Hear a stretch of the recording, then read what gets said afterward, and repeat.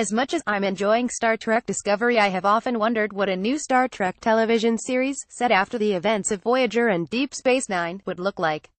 For a decade and a half it seemed like there be dragons in those deep waters of the series chronology. Somehow I'd forgotten about Star Trek Online, however, at least until an IO9 article that described the game in exactly these terms came across my feed.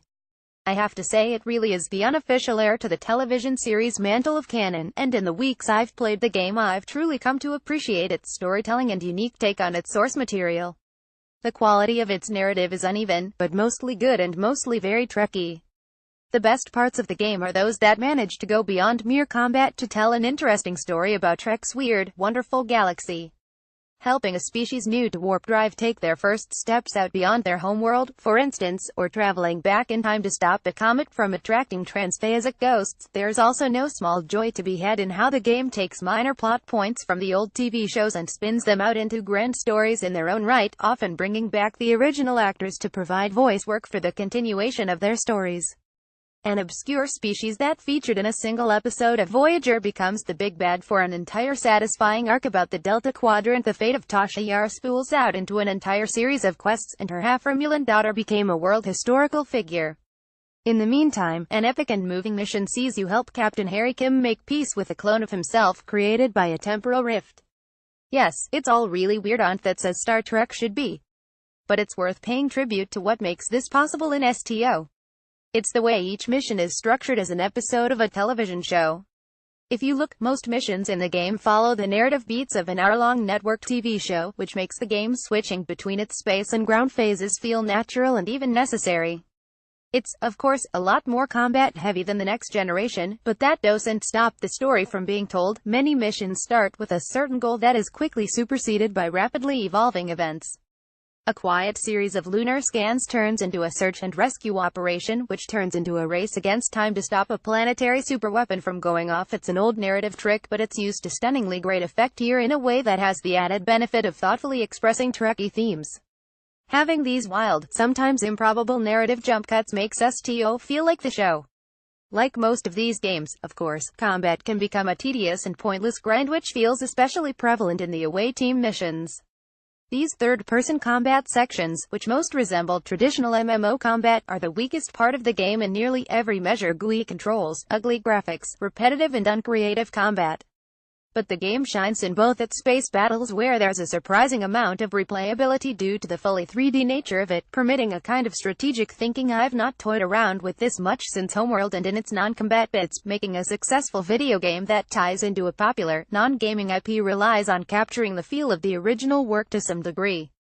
STO manages this quite neatly in a number of simple, cost-effective non-combat puzzles in many of its missions. I am always pleasantly surprised when a game forces me to sit up and actually pay close attention to what I'm reading, where I'm asked to remember key facts and details, or names, or a certain order of operations for a later task. It's almost always all multiple-choice menus. STO gets a surprising amount of mileage out of its dialogue box, which does duty as everything from a frequency tuner to a warp core to an alien artifact.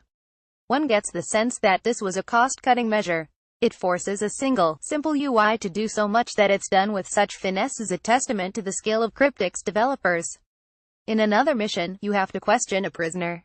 Your officers advise the most culturally sensitive path to building a rapport with the prison-era medic who participated in an assault on a defenseless ship. You need him to tell you how to safely remove a horribly invasive neural device head implanted in one of the survivors. Your dialogue choices, which are not always wildly different from one another, determine whether he opens up to you or walls himself off.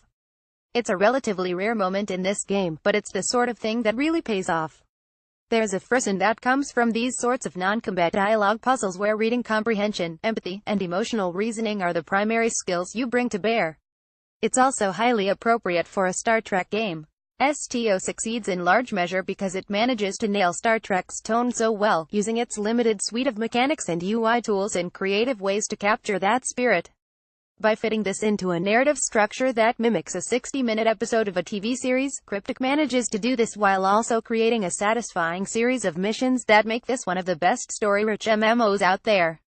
The page-turner effect I look for in in-game stories was definitely there. I wanted to do the next mission just to see what happened. I was, dare I say, engaged. In any event, the game offers some surprising lessons on doing a lot with a little, especially where text is concerned. It's almost like a visual novel was grafted onto this graphically intensive, explodey game, and I mean that is nothing but the highest of praise. Now if we could just get working holodecks on our ships. Catherine Cross is a Ph.D. student in sociology who researches antisocial behavior online, and a gaming critic whose work has appeared in numerous publications.